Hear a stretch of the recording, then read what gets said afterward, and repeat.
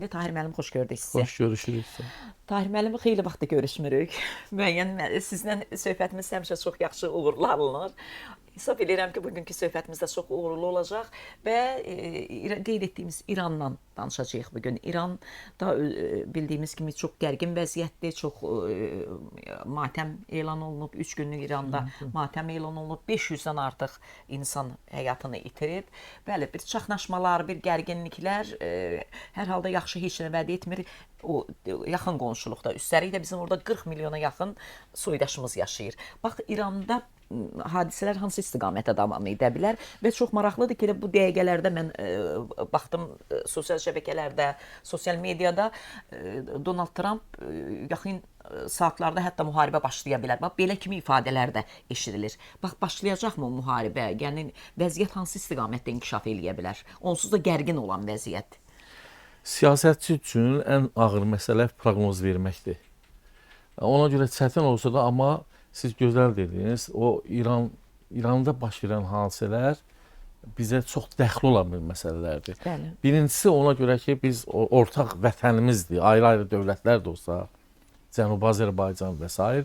Dediyiniz kimi orada da hədsiz çoxlu miqdarda soydaşlarımız yaşayırlar. Amma məsələ o hiss olunur ki, misal deyirlər ki, xaricdən kövrəklənir bu məsələlər İranda. Mən elə hesab edirəm ki, doğrudur. Bu hadisələrin baş verməsi üçün daxili səbəblər daha güclüdür. Bu, deyək ki, İran pulunun qiymətdən düşməsi, sıfıra indi. Sıfıra indi. Rubla, dollara nisbətən sıfıra indi. Ki, cəmaatın alıcılıq qabiliyyəti birdən-birə hədsiz dərəcədə düşüb. Yəni, insanlar dolana bilmir. Ən əsas dolanışıqdır. Onunla heç nə ala bilmirlər və s. İkinci də, bir qədər həddən artıq indiki 21-ci əsrdə dini fanatizmin xeyli yayılmasıdır ki, bunu bir qədər həddin keçmiş vəziyyətdədir.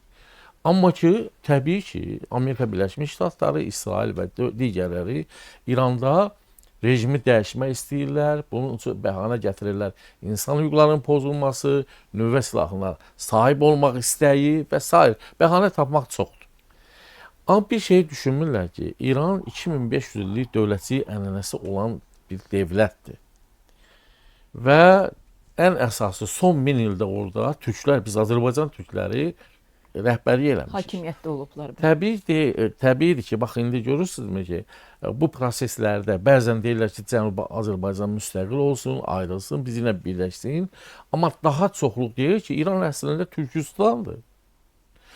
Bu Türkistandır, yəni ki, hər yanında türk yaşayır, bu bizim dövlətimiz olub 1000 illər boyu. Ona görə də elə bütün İran orada, misal, niyə görə Pəhləvi gəlib orada, deyək ki, hakimiyyətdə olmalıdır? Olur, elə Qacarlar olsun, Səfəvilər olsun, onların nəsilləri olsun, bir də ki, monarxiya dövrü keçir. Monarxiya deyil axı, indi seçkili. Bəli. İndi təzdən geriyə qayıtmaq. 1000 illər geriyə qayıtmaq nə dərəcədə doğrudur?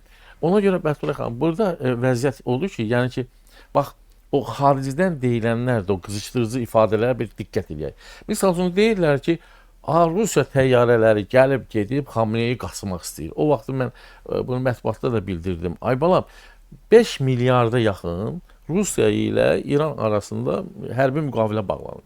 Bu hərbi təyyarələr daim uçur deyib gəlir də. Bu demək deyir ki, Xamneyi qaçacaq.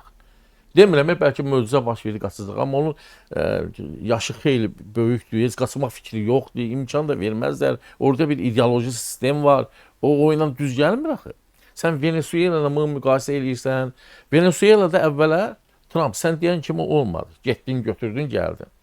Misal, ən azı orada Kubanın qoruyucuları vardı Kubadan, hamısını qırdız. Yəni, orada xeyli qırğın olub. Bu bir. İkincisi, sən o, deyək ki, prezidenti və həyat yoldaşını götürüb gəlməklə, o demək deyil ki, rejimi ki, dəyişə bilmədi. Çünki ən azı rejimi imkan vermədilər, yəni dəyişməyə. Orada yenə də həmin o rejim davam edir. Mavini, prezidentin mavini aparır, oğlu, digərləri bəyanatlarla çıxış edirlər, dirəniş göstərirlər. İndi sən istəyirsən, onlarla dil tapasan, danışasan. Başqa bir suveren dövlətin sən getdin, götürdün və bu Maduro sindromu yarandı dünyada. Yəni ki, istənilən adam sabah deyək ki, Rusiya istəyir, xoş gəlmir, getsin Moldaviyanın prezidentinin oğurlasın gəlsin. Buna uyğun bir şeylər gətirir. Prezident yarandı. Ona görə bu İrana qarşı bu məsələlər keçən deyil. 90 milyonluq böyük dövlətdir. Misal burada deyirlər ki, parçalanacaq 3, 5, 6, 7 bir dövlət yaranacaq nə və s. Amma bunun nəticələri nə ola bilər? Bu nəticələr qonşu dövlətlər üçün, region üçün nələr ola bilər? Və yaxud hazırlıq varmı? Məqsəd, bax, məqsəd rejimi dəyişməkdir. Yoxsa Məqsəd, nədir məqsəd? mən sizə deyim, Amerika və İsrailin yeganə məqsədi ondan ibarətdir ki, orada hakimiyyətə elə insanlar gətirilsin ki, qruplar, onlar nökərçilik eləsin. Misal üçün, elə həmin bövrdə ərəb dövlətləri var, monarxist. Onu başda kəsirlər, əldə kəsirlər, doğrayırlar. Nəcəb onlarla dostluq edirlər? Çünki onlar Amerika ilə dostluq edirlər axı. Məsələn, şah dostluq eləyirdi İsraillə.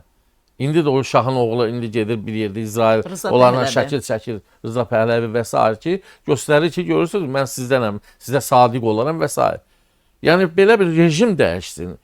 Biz görürük də, misal üçün, adi özümüzdən götürək də, Rusiya ilə münasibətlərimiz yaxşı olan kimi, dərhal deyirlər ki, Azərbaycan dost dövlət, Rusiyadan başqa. Bir balaca biz tələbimizi qoyan kimi Rusiya qarşısında. O saat yox, Azərbaycan düşmən dövlətdir, gedək vıraq, dağdaq tökək. Yəni bunların da dünyada belə bir şey var ki, hansı dövlət olsun, onun rejimi üstündəki bizimki olsun.